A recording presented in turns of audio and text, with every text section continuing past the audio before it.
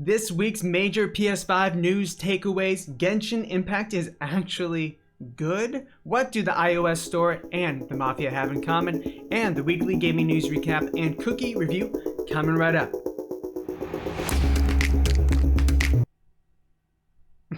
Come on. Today is Friday, October 10th.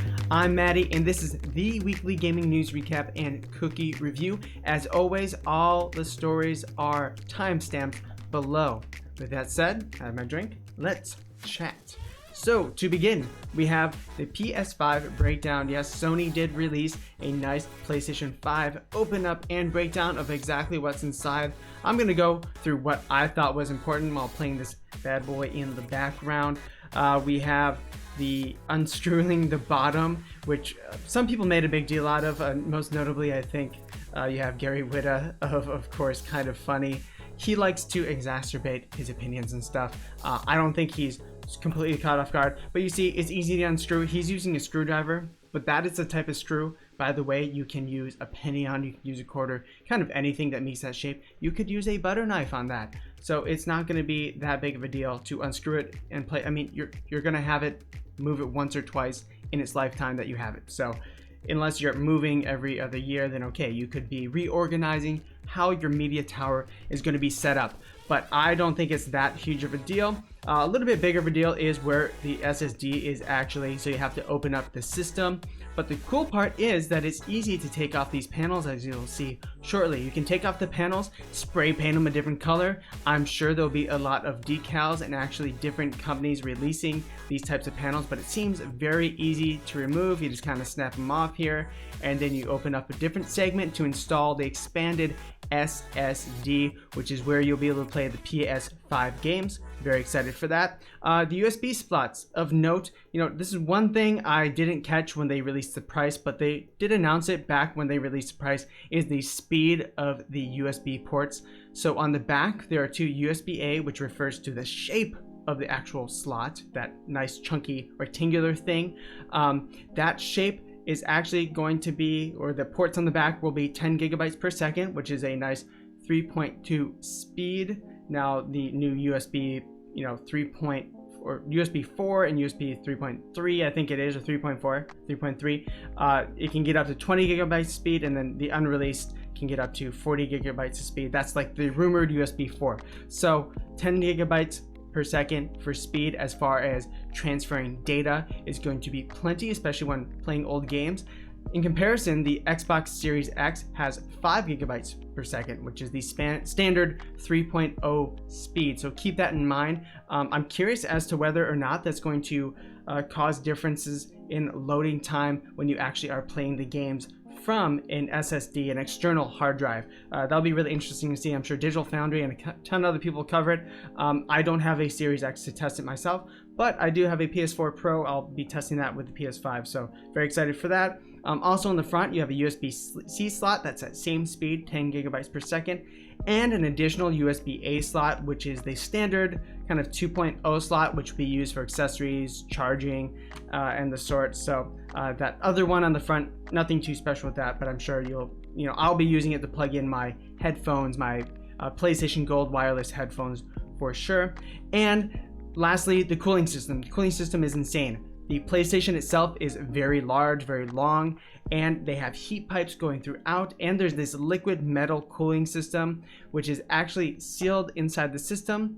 The metal is at room temperature, it is metal, and then when it gets heated, it cools to a liquid, thus making have better capacity to transfer heat to the heat pipes that are on the outside. It's just a different way, instead of like the gels that you install yourself if you're doing like a PC motherboard, like the CPU to this PC to the cooling that I've done on my PC before. So just a different way of cooling. Seems to be extremely effective. When the Japanese YouTubers got their hands on it, they actually said that it was whisper quiet. It seemed very cool when they had their time with it. So we'll see when it comes out, but they put a huge emphasis on keeping this thing really cool. So it can reach those boost clock speeds consistently without overheating, because if it overheated, it wouldn't be able to get to those speeds and remain there, especially for developers. So this is something that they put years on actually trying to make happen. And again, remember, we did see those specs of the early PS5 dev kits had like 6 in a V-shaped 6 fans. So if this is able to cool it just as well as 6 fans, great, super cool. Those are the major takeaways I got from the PS5 teardown. Also, moving on to the PS5 backwards compatibility question, Sony finally released a blog, I believe it was yesterday, as to what's going to happen with backwards compatibility. We're going to go ahead and run through this because I think it's pretty important. PS5 digital edition, and then we have the PS5 with the Blu-ray drive. Now, remember, I did say that I'm getting the one with the Blu-ray drive, and I don't want the digital edition for this reason. So, reading on here, digital edition, you'll be able to play digital versions of compatible PS4 games on the PS5 digital console. These will be compatible with PS4 digital games you have already purchased or plan to purchase via PlayStation Store on PS4, PS5 web, or PlayStation mobile app. Great, as expected. Since there is no disc drive, you won't be able to play your PS4 disc-based games on the PS5 digital edition. So that includes if you're planning on going to a garage sale or pick some stuff up at GameStop, you won't be able to buy old games $5-10 a piece, or maybe even off OfferUp or something like that. That's not going to be an option to you. With the $100 in savings, I think that can, maybe doesn't greatly outweigh what you can get. Although, again, we are getting a lot of free games through PS Plus now, so it may not matter. There's going to be so much stuff to play, way too much than you probably have time for. And then the PS5 Blu-ray drive, again, you put in your PS4 games, just works. Let's go a little bit further down. What PS4 game experience like on the PS5? So we've seen a lot of stuff this week about the Series X playing older Xbox One games, what we can expect, some awesome upgrades, of course, in speed of loading and then frames per second. What can we expect with PS4 games on PS5? PS4 titles get even better on PS5. Select PS4 titles will see increased loading speeds on the PS5 console and will also leverage Game Boost, offering improved and more stable frame rates. Some titles with unlocked frame rates or dynamic resolution up to 4K may even see higher fidelity. Additionally, PS4 games will also take advantage of some PS5 UX features, but more to come on that later. So yes, just like the Series X seems to do, it will be boosting the game's frames per second, make it look better. The SSD is going to naturally just make it load faster if you install an SSD in a PC. You don't have to do anything to any of your apps. They're just going to load faster. So that's going to be amazing. And they're probably going to load faster if you have an external SSD. They might even load faster from that external SSD than they did from the internal one, which was a hard disk drive on your PS4 Pro. So that would be cool to see a test between that from the external compared to a PS4 or a PS4 Pro. Also, what about PS Plus and PS Now games? Backwards compatible PS4 games included on PS Plus or PS Now will run on PS5. Great, as expected. Question, can I stream PS4 games on PS5? Yes, remote play from PS4 to PS5 and PS Now streaming are supported. The benefit of streaming is that you can save your storage space on the PS5. Please note that PS4 games will not leverage PS5's Game Boost through streaming. So that's interesting. You can take your PS5 with you and maybe have it in a different room and stream your PS4 stuff to your PS5. Interesting use case, something I won't be taking advantage of. I'm curious if you there, let me know in the comments, is that something that's important to you? You can stream your own games. How do PS4 game transfers, game saves work between the two consoles? So if you're playing Spider-Man or God of War on the PS4, can you transfer your game save to the PS5, continue where you left off? Yes, you can. So officially, we can transfer digital games, game data, and game saves from the PS4 console to PS5 console using LAN cables or by connecting wirelessly. If you've already stored PS4 games and game data on the external USB storage device connected to your PS4, you can bring them over to the PS5 with the external USB storage device. And if you are a PS Plus member, you can also sync PS4 game saves on PS5 through cloud storage. Easy peasy. Please note that the ability to transfer game saves between PS4 version and a PS5 version of the save game is a developer decision and will be vary title by title for cross-generational games. So keep that in mind. You may or may not be able to transfer your save. It reminds me of how Nintendo Switch works with Animal Crossing, which is infuriating. You were not able to transfer your Animal Crossing saved island to another thing. I had my Animal Crossing Switch up there. I had to wait to even start Animal Crossing till that Switch was finally released and out because I couldn't start on my one Switch and transfer to something else. So this should be nice and easy. So what games aren't coming over? There's only 10 games from the PS4 generation that can't be played on PS5 or have some weird thing. So what games? DWVR, Afro Samurai 2, Revenge of Kuma Volume 1, TT Isle of Man, Ride to the Edge 2, Just Deal With It, Shadow Complex Remastered, Robinson The Journey, We Sing, Hitman Go Definitive Edition, Shadwin, and Joe's Diner. So, not that much. I mean, some of those games I think are decent, but nothing groundbreaking. Certainly. Also, we saw when we got to see the Japanese YouTubers get their hands on it, they noticed that yes, for all regions, X and O are now officially, X will be the select button, O will be the cancel button. It's officially mapped. So if you're like me and you have a Nintendo Switch, the O button is always select and the X button is to go back. I just wish that Microsoft, Sony, Nintendo would just all agree on one format and go with that. I don't care which. I have to keep constantly switching back and forth. The big news is that, of course, Japan is the home country of Sony. So it's interesting that they would go with the international or the more American-centric version of the actual console controller layout. So interesting factoid, not super important for anyone. And then we saw the PS4 trophy or PlayStation trophies get overhauled appropriately right before the PS5 release. This is a good thing. This coming from Stephen Tailby at Push Square. Yesterday, Sony announced some changes to how your PlayStation trophy level will work going forward. The new system introduces a new set of levels going all the way up to 999, and trophy values have been readjusted for the same time. The good news is that the update to trophies is coming online right now in all regions. Those in North America have had the update for a few hours while it's rolling out across Europe as we speak, so it should be out now everywhere.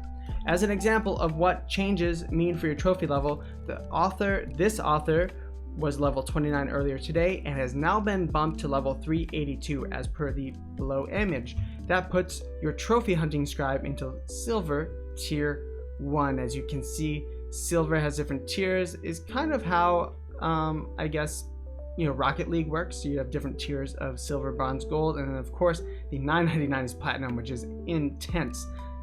So let me know what you trophy level is down below. I mean, mine is going to be pretty low. I don't platinum many games. As soon as a game gets to the point where I have to craft everything in the world to get a platinum, I'm like, man, that doesn't sound fun to me. I will be moving on. I enjoyed this game, but no, I don't want to craft all the different weird sets of armor in Dark Souls or Demon Souls because that's not fun to me trying to mine all that stuff. Also, Sony shifting to single account for all major services before PS5 launch. This is good. They're just unifying all the accounts. What does this mean for you? Scroll a little bit further down. This is coming from RetBit. The move lends credence to the rumors that Sony will be refurbishing their PlayStation web store and mobile apps, as well as removing legacy items such as PS Vita and PlayStation 3 as they prepare their transition into the next generation of consoles with the PS5 release, which sucks. I still have my PS Vita. I don't know what remains for the future of that. If you've already had a PlayStation Network username via PS4 or plan to make one for the PS5, you should be converted automatically to a unified Sony account. So if you already have it, don't worry about it. It's going to happen whether you know it or not. And then moving on to no PlayStation news or lack thereof. This is coming from IGN UK. EA has copy and pasted FIFA on the Switch for 2 years. So we copy and pasted our review from last year, but lowered the score naturally. They've literally not done anything except a roster update and have been selling it for full price. I mean, they've been really lacking on FIFA since the Switch released, but man, it's embarrassing, and they sell quite a bit, which sucks. They're getting a lot of money off of this. They rated it 2 appropriately. So it's good that IGN is doing this, and hopefully this puts EA in a corner. I'm sure it won't, and I'm sure they will keep on doing the same thing as long as they see money coming in, but maybe that will inform some people's purchases. Also, we see Mortal Kombat 11 is essentially getting a re-release and a new Ultimate Edition. They've added a few new players. You have Rambo. I have my list down here. Rambo, Milena, and Rain. Rain and Milena, of course, old favorites. But you'll be receiving a brand new edition November 17th. We do see this is a complete content. Now, if you do get PS4 or Xbox One edition, it will get a free upgrade to the Xbox Series X or PS5 edition as well. It will be the full $60 price tag, not $70 fortunately. And there is a Ultimate Special Edition which actually has the Sub-Zero mask, has all the content from the original game, exclusive steel case, commemorative magnet coin, authenticity plate, and exclusive DLC. It's at €229, and it looks like it'll be $229 in the States as well. Yikes, that is pretty expensive, but if you want a Sub-Zero bust, well, that's how you can get it. And we also see another remastered game coming out, Need for Speed Hot Pursuit Remastered, on November 6th. This courtesy of EA.com. I don't know. I would prefer some other different driving games of theirs. Hot Pursuit, I don't know. Yeah, the game, I mean, this is one of Criteria's latest Need for Speed games. So I don't know how I feel about it. I didn't play it. Let me know down below what you think of it. I definitely preferred the Burnout series in general. I would like to see the last Burnout, not Burnout Paradise, not the open world Burnout. I'd like to see the last Burnout arcade game really remade. I forget which number that is, but Burnout is more me. Need for Speed Hot Pursuit, I know Criterion kind of worked on both and they're very similar. But yes, I personally rather see Burnout, but let me know what you think below, what you think of Hot Pursuit in general. And then we got to see some awesome stuff coming from Nintendo. So Nintendo Treehouse this week, they showed Pikmin 3, and then we got to see Hyrule Warriors Age of Calamity. This is like a Hyrule, not Hyrule Warriors, this is a Breath of the Wild prequel done in the Hyrule Warriors style. You can see here you get to play as Ambrosia. They actually have you go in the you can walk in the tavern that you get to walk to in the game. It's like they took the entirety of the map and then just put Hyrule Warriors in that. You can explore everything you could in the map. It looks awesome. It looks so much fun. The exact art style is there from Breath of the Wild. The exact art style looks so good. You get to play as Impa. She has like this ninja warrior jutsu that is essentially just right out of Naruto. So she can do the clone jutsu, however you say it, I don't know. But it looks phenomenal. So go ahead and check this out. There's like 20-25 minutes of gameplay here. It looks really, really good. Of course, all the different guys have different gameplay, and it will be following the story closely to Breath of the Wild. Again, they also showed off Pikmin 3. There is a demo that already launched, so go ahead. The cool thing about the demo is, courtesy of Games Radar, is that it unlocks a new difficulty if you beat the demo, and your save transfer actually goes over to the full game if you play it the full game. So a little bit about how that works.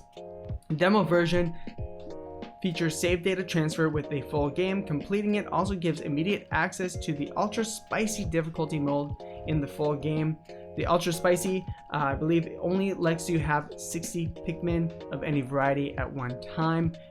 60 altogether, so you can have 30 blue, 30 red, but you can have 60, so it hinders the way you can use the Pikmin a bit, but super cool. Go ahead and check out the demo. The gameplay looked really fun, especially with the Joy-Con, the way you can control everything. So go ahead and check that all out. Now into some Microsoft news. So we saw some interesting stuff from Microsoft earlier. Remember, they were going to launch XCloud on iOS, and the App Store denied it because it would allow access to games that the App Store hasn't individually approved. This is not the first trouble we've seen with the App Store. Of course, Epic is currently in a court battle with the App Store, iOS, because their own purchasing system in games. I'm going to tell you what's going on with Microsoft here, and then we're going to go into some other stories that lend credence to the idea that the App Store isn't all fun and games. And maybe it's getting a little bit too big and it's almost like too in control of the system. So let's talk about this. We have Phil Spencer here. He He has quoted, "We absolutely will end up on iOS." So they're going to do it through essentially a back door. Just quickly, as a Business Insider article, a really fantastic write-up, so go ahead and check it out if you are interested. But he says we will absolutely end up on iOS with Game Pass. Microsoft gaming boss Phil Spencer told employees the company is targeting 2021 with the potential release of a direct browser-based solution, Spencer said. So essentially, you can go in your, let's say, Safari browser in iOS. You can go in that, load this, it will detect you have a controller, and it will do XCloud through the browser. We've seen this happen with many other things. There's actually some weird exploits you can do on Nintendo Switch and stuff with browser-based solutions. So they're essentially just going around the App Store. It's so weird. We've seen this with the Kindle. If you try and purchase a Kindle book on your iOS device or what have you, Kindle can't tell you where to purchase it. It can't even link you to the store. It can just say, hey, you want to read it here? Then you have to figure out, oh, I have to go to Amazon and purchase the book, and that will then appear on my iOS device. When I say Kindle, I mean the Kindle app. So it's really weird how they do it. You have to use these odd workarounds because Apple really wants their cut. Is that a good thing? Is that a bad thing? I don't know. I guess it depends if you believe in a free market, which it never is really a free market, is it? Because there's always someone influencing it. Keep that in mind. Also, we have 9 to 5 Mac with this report. Michael Podak explaining Proton Mail CEO likens Apple App Store to mafia extortion.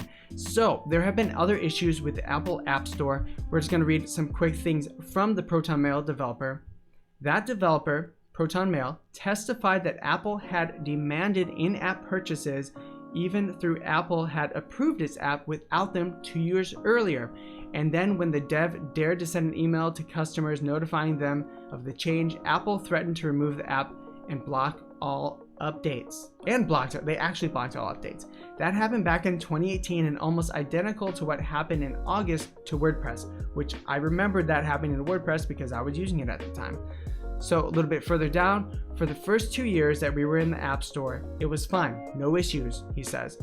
They launched on iOS in 2016. But the common practice we see as you start getting significant uptake in uploads and downloads, they start looking at your situation more carefully. And then, as any good mafia extortion goes, they come and shake you down for some money. We didn't offer a paid version of the App Store. It was free to download. It was like Epic, where you had an alternative payment option. You could pay at all, he relates. So further down, Apple explicitly said email apps are exempt. Proton Mail still hasn't removed its own in-app purchases because it fears retaliation from Apple, he says. He claims that other developers feel the same way. There's a lot of fear in the space right now. People are completely petrified to say anything. And then, of course, Apple responds. Apple tells The Verge on no uncertain terms that it doesn't retaliate against developers. It works with them to get their apps on their store and claims it applies the rules fairly. It could apply the rules fairly, who knows, but really you're at the mercy of them. I mean, it's like if you have a boss that's in control of everything. If your entire business model depends on your app being uninterrupted on the Apple App Store, it doesn't matter. You're not going to want to piss them off in any way, shape, or form, especially if you've already experienced or seen other forms of their taking slight retaliation. And are you going to go and they're going to take slight retaliation and you're going to take them to court the entire while your app has been removed from the App Store? You're not earning any money and you're going to pay lawyers somehow to take them to court over how many years? Because it's Apple. They're going to draw this out as much as possible. You're not going to win that court case because you don't have enough money to keep paying your lawyers. Epic, on the other hand, they're taking them to court. Epic has so much money. They have the ability and wherewithal to actually fight against them. So I think that's the one good thing we might see coming. If that there is a judgment in favor of Apple or of Epic, it might actually help other app developers. Might break some things up for Apple too. So we'll see. Really interesting. So kind of puts into perspective what Apple's battling against, what Microsoft is battling against. More Xbox news right back to it. This coming from Forbes. Xbox responds to claims of overheating. So a couple of people have talked about overheating. We'll cover that quickly. So they responded. Aaron Greenberg wound up replying to some of concerns, saying It's not as significantly different than Xbox One X. Now, I listened to a whole bunch of different YouTubers, game personalities. One person I wanted to talk about, or one people I wanted to talk about was kind of funny. So you had Greg Miller, of course, and he was talking about on the Kind of Funny podcast how his has been super cool, and I've heard a lot of other people saying this too, that it's been super cool, really easy. But I've also heard Tim Geddes say, he's like, no, mine gets really hot, but so does the Xbox One X. Now, to say it gets really hot, of course, it's going to depend on the kind of ventilation you have. My only concern, if it gets so hot that it damages the innards, because things can get so hot, your computer, whatever, not have proper ventilation. That's what ends up happening. It damages the GPU or CPU inside, or it damages the stuff around it. So it shouldn't be getting so hot that it's damaging the stuff around it. In general, I've heard this is not a concern. Some people might be saying it is, but overall, again, when a new system comes out, there's going to be about a 5%, 10% failure rate. It's just courtesy of manufacturing. That's going to happen with PS5. There's going to be some things wrong with the early PS5s, and just like the iPhone, there's a certain percentage that doesn't make it out of the door correctly. Some weird things happening in manufacturing. Silicon is each laid a little bit differently, so just keep that in mind. It doesn't seem to be a big widespread problem. Maybe one or two people have had an issue, but I really doubt this will be a, like the red ring of death, the Xbox 360 days. So keep that in mind. And then we have Josh Muncy, who is one of the heads of Xbox marketing, talking about what's coming. So, quote, I know we keep saying it genuinely, we have more to come. This is the kickoff to our paid media coverage. But in the final 4 weeks to launch, we have so many global activations, activities, content still coming. Should be a lot of fun. So with this said, this just shows to me that we're going to see more Xbox Series X gameplay. Should be exciting. We haven't really seen any Xbox Series X gameplay. It's weird. We've seen a bunch of PS5 gameplay, but they've been more guarded about showing the PS5. For Series X, it's almost been the exact opposite. We've seen a lot of Series X, people have got it in their hands, but we haven't seen a lot of gameplay. Maybe the medium we've seen, but that's about it. We got to see a lot of stuff running on PC, so looking forward to that for sure. And then we got to see a weird story. I don't know what to think about it, but excited because I spend my time at Gamestop. I have recently. This courtesy of Business Insider. We got to see Microsoft has partnered with GameStop to sell new Xbox and its stores. The shares spiked 44%. Let me fix my camera a little bit here. So let's go down a little bit further. GameStop shares rose 44% on Thursday after it announced a multi-year partnership with Microsoft. GameStop will be selling an Xbox All Access bundle in stores with Xbox console and 2-year digital subscription at no upfront cost. Remember, it's essentially a payment process. So you buy it over 2 years, you pay off the console and you pay off the Game Pass. You're not getting any deal. It's just a way you can pay off with no big upfront cost. Pretty cool if you're hurting for money. I'm always in favor of paying everything all upfront. It will roll out the use of Microsoft Dynamics 365, Teams, and Surface devices in its stores and offices, it says. GameStop will also upgrade its e-commerce site as a part of the partnership. So really interesting stuff. Microsoft will integrate cloud software hardware into its stores to create what it calls the ultimate gaming destination for gamers. GameStop has more than 5,000 stores in 10 countries. It didn't say how many of these stores would be upgraded. So remember earlier this year, we saw number one, GameStop wanted to upgrade its stores to a gaming destination, have tournaments and stuff. And then a few weeks ago, we saw, hey, they're closing stores. And not only are they closing stores, but they're closing an extra 100 stores more than they said. And Reggie Fils-Aimé joined the board from formerly Nintendo. So they're trying to turn stuff around. They're trying to see what can work. And we saw Microsoft shutter all of its stores. All the Microsoft stores around, they're closing all of them. So maybe Microsoft's saying, hey, we can save some money, partner with GameStop, we can help them out. We don't have to bear a huge cost burden to having our own brick and mortar stores. The interesting part to me is that going down here, GameStop will use Dynamic 365, Microsoft's suite of cloud-based business applications, to standardize its back-end and in-store operations, including finance, inventory, e-commerce, retail, and point of sale. Let me know if you're working in GameStop, if this is going to help, because I don't know anything about how they communicate with each other. I went in the store yesterday or 2 days ago and talked to a GameStop employee for like almost an hour. And it seems like their in-store inventory is very separate from their inventory online, and it's hard to necessarily know what every different store around the area might have in stock. So this could help simplify that. I know my girlfriend uses a lot of different Microsoft Suite stuff. You know, she likes some of it. She likes Google for a lot more of it. So I'm curious to see if it will really help GameStop in store and help them become more efficient on the back end, because that could really, you know, help with the costs.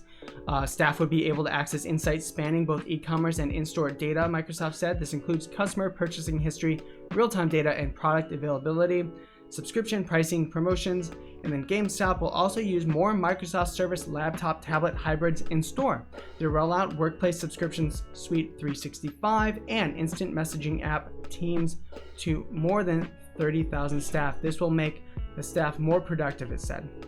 Again, I don't know. I don't know.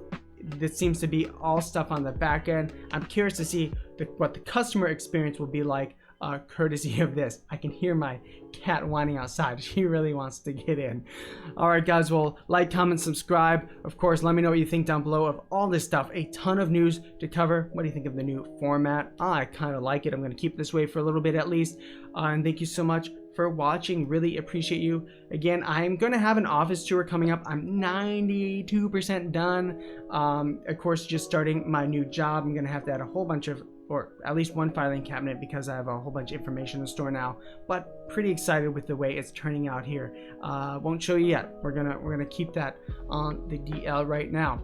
All right, Genshin Impact. Jeez, this is a game we heard about it a couple of years ago, and the initial screens were okay. This is a straight up. It's a Chinese company.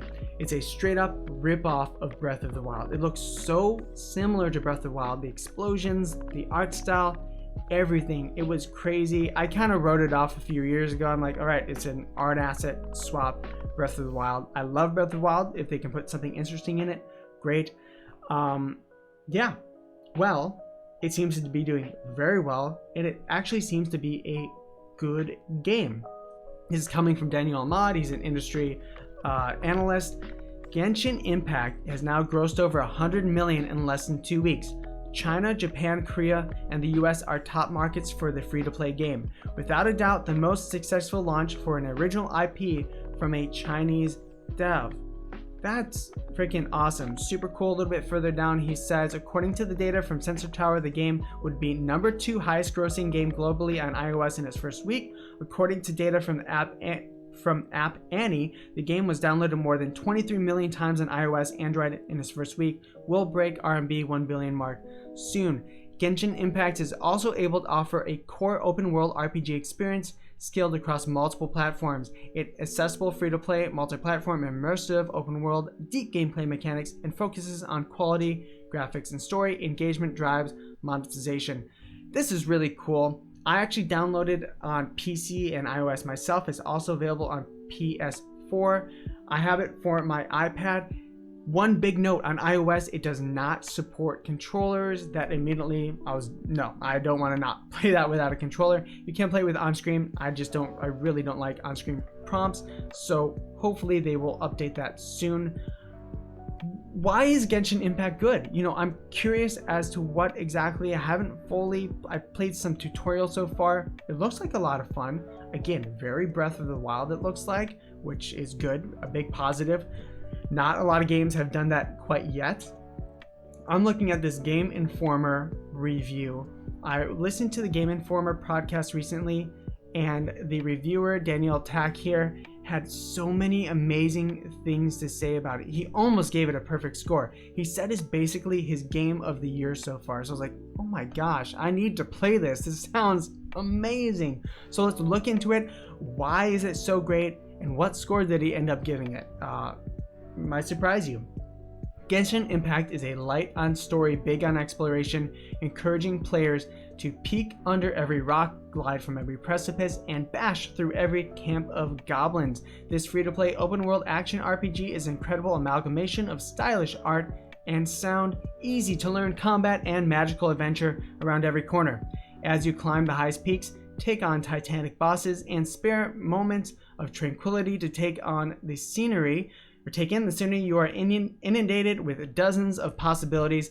Plenty of games serve up unending tasks, but Genshin Impact provides a sense of unyielding enchantment and desire that I rarely ever feel.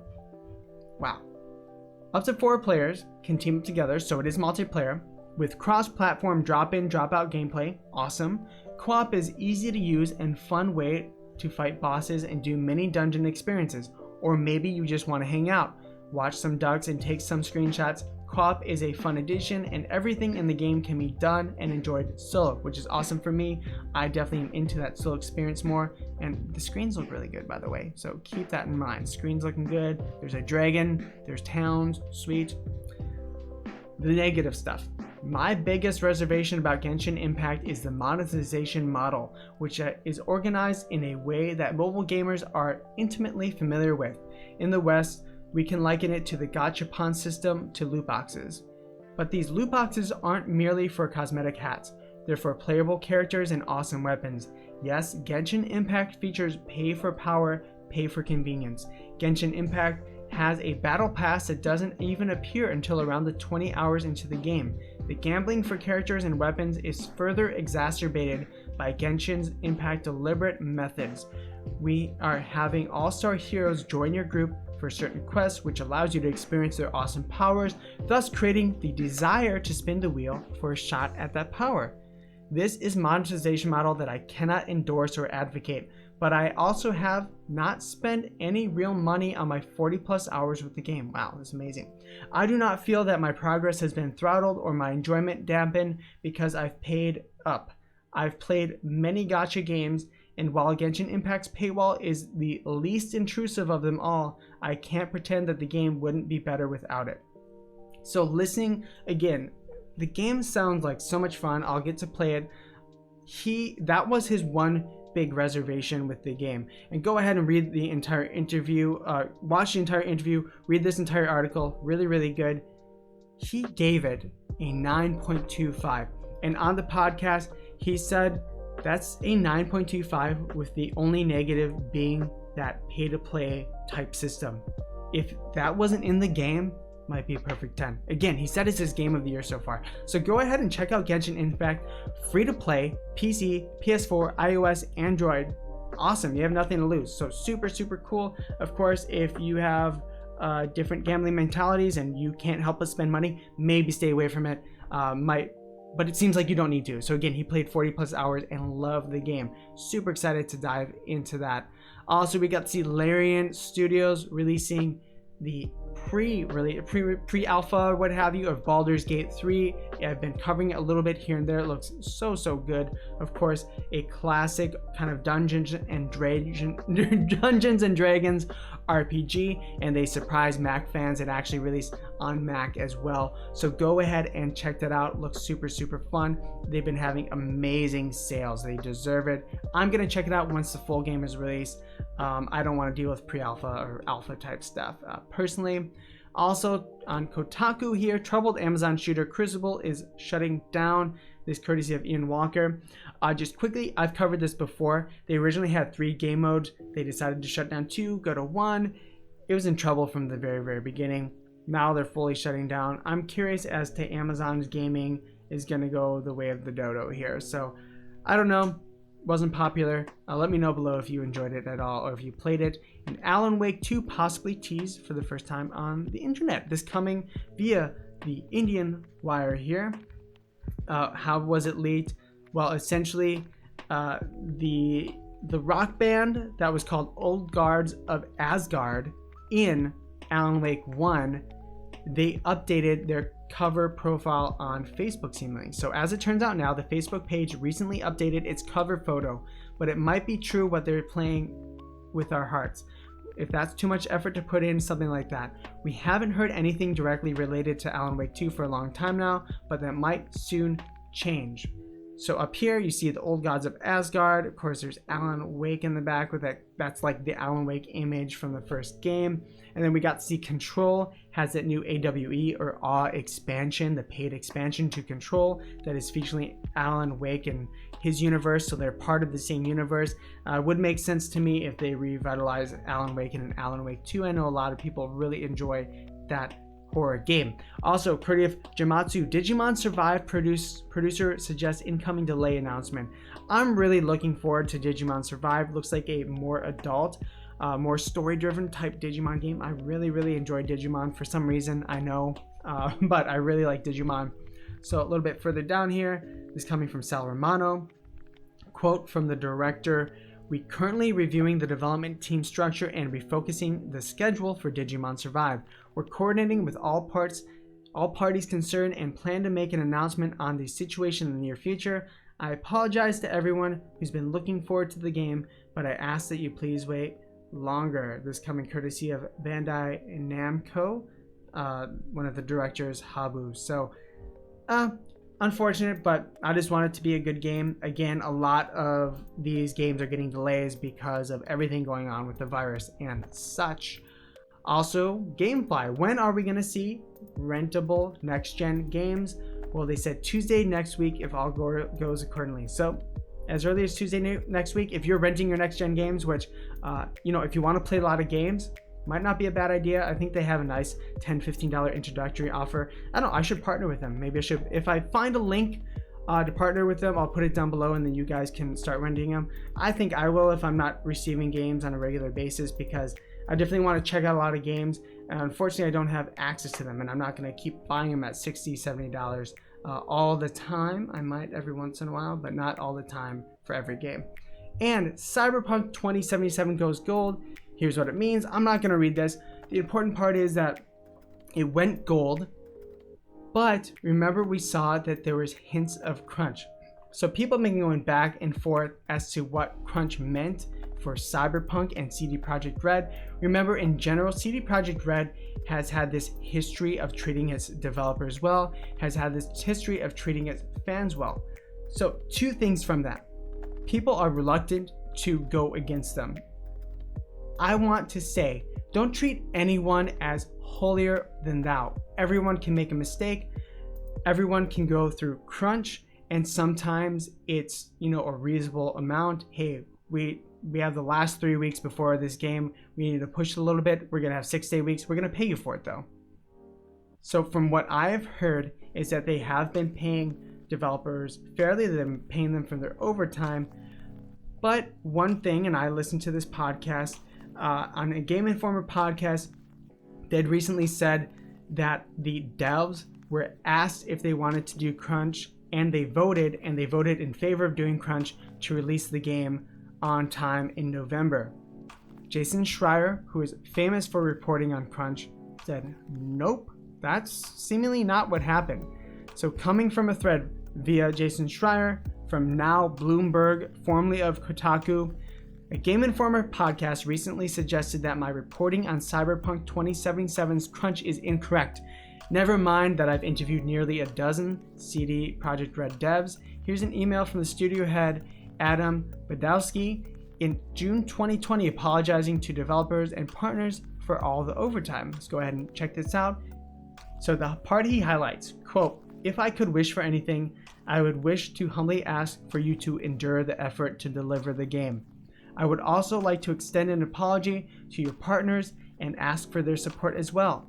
Dear partners, I'm fully aware of the hard work your loved ones and often means they cannot participate on the home front, but promise that this is the last stretch, the finish line is near." So that is clearly saying that there's crunch happening. This is coming again from June 2020. Jason Schreier goes on to say, "A company embracing crunch culture doesn't make it evil or malicious or an industry villain. But I've never seen so many people jumping through hoops to try and deny or underplay reality the way they're doing with CD Projekt Red and Cyberpunk. To clear up another point, I asked a couple of CD Projekt Red devs if it's true that the majority of them wanted 6 day weeks over the delay. They said that the conversation never took place. One, quote, we got an email and then a meeting with our team leaders. It was never an option or question. So what they very clearly said on Game Informer was they got a choice. They got to vote if they did crunch or not to release it on time, and they chose yes, we want crunch. Jason Schreier says no, that seemingly never actually happened. But he's also going on to say it doesn't mean the company is evil or malicious. Again, if people are getting paid for the overtime, you know, there's times when you have to work harder. I've worked in the restaurant industry, of course, and you don't get holidays. You always work holidays. That's just expected. So it matters if they're paying them correctly, if they're treating them right, and if maybe there's someone who needs to take off because there's a family emergency. Hopefully they can. So there's a lot of minutia, a lot of finer points that go into this that you can or can't call bad. And maybe there's individuals that are crunched more than other individuals, individual teams within the departments that are hurt more than others. So again, there's so much that goes into this. CD Projekt Red in general is pretty good, from what we've heard, is pretty good about treating its developers fairly, is good about treating its fans fairly. So I'm gonna leave it at that for right now. Let me know what you think below. Jason Schreier has also come under a lot of fire recently for blocking people on Twitter of maybe dissenting opinions. He is a good reporter. I don't know him personally at all. I don't know if he's a nice guy or not. So keep that in mind. But these are the two conflicting viewpoints. With that said, The Game is Gold is coming out. Super excited. It's going to be really, really good. I know it is. And then we saw via Gamasutra, Viacom CBS sells Metacritic, GameSpot, and others to Red Ventures in a $500 million deal. Why I want to call this out is because this is something affecting this industry, my industry now. We have this big deal. I saw some people actually get laid off via this deal, which is really sad. There's going to be a whole bunch of people reshuffling that are going to get laid off or moved, or maybe different departments are going to shuffle around. So I wish you the best of luck. You can find a new job within the industry, you know, keep on working, your voice is heard. Obviously, I'm doing this all for free because I love it. I want this, of course, to become a paid gig someday, and I really enjoy it. But I know it's really hard, especially in this time, you know, with jobs being just up in the air. I've done it myself. So good luck. And hopefully to those that are staying, you have a good work experience and they have a good culture, because always when a big company comes in, their culture can shift and change, and the way you enjoy your job can definitely change. So I hope that doesn't happen too much for the people staying. And then lastly, will we see Bloodborne at 60 frames per second on the PS5? Well, there's going to be a hacked version at least. This is crazy. This coming courtesy of Man Fight Dragon. I hacked Bloodborne to make it run at 60 frames per second and made a video about it. So go ahead and check it out. This is on the PS5, or the Bloodborne subreddit, I should say. Title kind of says it all, but I figured you might think that this is cool. A lot of you might have already seen me discussing with Digital Foundry some time ago, but I finally spent time to test the entire game a few times through and filmed a ton of footage showing how Bloodborne at 60 frames per second looks. Hopefully this is what you think is kind of interesting. I'll click on the full video. This video will be running at 30 frames per second, so watching this won't get it, but go ahead and check it out. Looks really, really good. Run it at 1080p, 60 frames per second, 4K if you have it. But yeah, I mean, that's what you want. Those games, those kind of action platform, or action games, I should say, Dark Souls, Bloodborne, 60 frames per second for those is fantastic. If you remember, I think it was Demon Souls, they wanted to make it run faster, but because of the way the animations worked, it totally broke the game. It was either Demon Souls or like Dark Souls 2. It totally broke the game to make it run faster when they moved it to PC. So it must be Dark Souls 2. They moved it to PC, made it uncapped frame rate, and it broke the game because all the animations were tied to the frame rate, if you remember that. So this shows it can be done. I'm thinking on PS5 it's going to happen. We're going to see 60 frames per second. Go ahead and check that out. Alright guys, well that does it for the gaming news, weekly gaming news recap and update. There's so much to discuss. Let me know what you think about the PS5, Microsoft partnering with Gamestop, Again, I went in GameStop recently. I really like game stores. I want to see more mom and pop game stores. I like vintage game stores. It's just fun to be in them. It's fun to talk with people. I mean, that's what I do. That's what I love to do. I went in there and talked an hour with a guy just about everything. It was a lot of fun. And that's why I like doing this show too. It's a lot of fun. So let me know what you think about that. Let me know what you think about CD Projekt Red and their crunch. Is it something to worry about? What kind of crunch is good and what kind of crunch is bad? Because there's a definite split. And when does it cross that line? You know, is it no payment? Of course, I think that's important, you know, if you're going to pay over time. Yeah, let me know what you think below about that. Until then, it's the cookie review time. But if you are not going to join me for the cookie review, well, have a wonderful day. Remember, be yourself. Follow me on 3Ts and IG at Sodi Pop Media here. Twitter, Twitch, TikTok, and Instagram. Let's jump right into the cookie review. We have a wonderful white chocolate chip macadamia nut cookie. This is coming from the lovely Bristol Farms. I have been sticking on the Bristol Farms cookie train for a little bit because they do some really wonderful gourmet stuff. This is a more general cookie, right? I want to kind of review what they have going on for their general stuff. So this is a white chocolate chip macadamia nut. If you aren't familiar, macadamia nuts are some of the fattiest nuts available, typically grown in Hawaii, that's where I'm familiar with where they're from. They're typically more expensive too if you buy them in bulk at, say Sam's Club or Costco. They're definitely one of the most expensive nuts. They're one of my favorite nuts. If you've ever done a keto diet or anything, they're one of the healthiest nuts for like keto and stuff because they're so high in fat and stuff. So I love these type of cookies. I'd say this and maybe probably chocolate chip oatmeal are my favorite types of cookies. There's a lot of space in between there, so keep in mind. All right, moving on to the taste. So much to talk about. Smells fantastic. You got the good flow. You got the good bend. It's already breaking, but it's semi-soft, I would say. A little bit hard on the outside. We're gonna do the density test. Hear that? It's got a good density. A little bit doughy on the inside. I like that. I like myself. I wouldn't say it's undercooked, not by any means, but I like myself a good soft cookie. Go ahead and focus on that camera. And let's do the taste test. I'm gonna make sure to get the white chocolate, do a perfect bite. Perfect bite meaning you can get a little bit of everything in one bite. So I'm gonna get white chocolate, macadamia nut, and the cookie. Come on.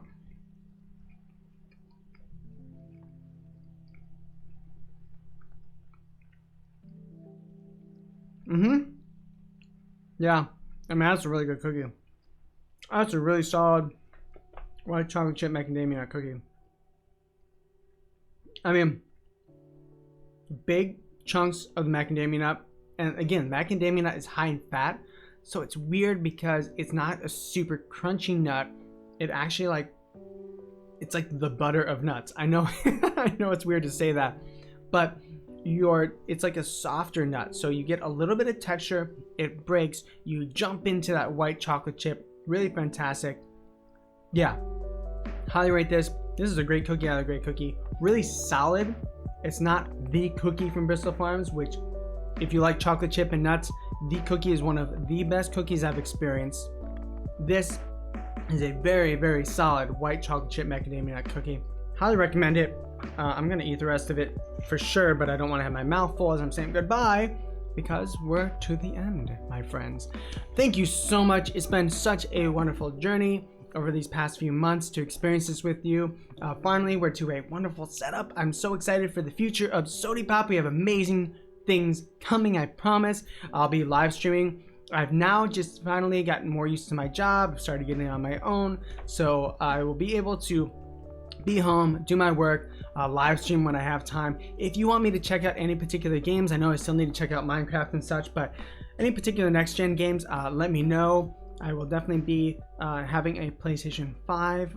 Hopefully my pre-order from Best Buy holds up.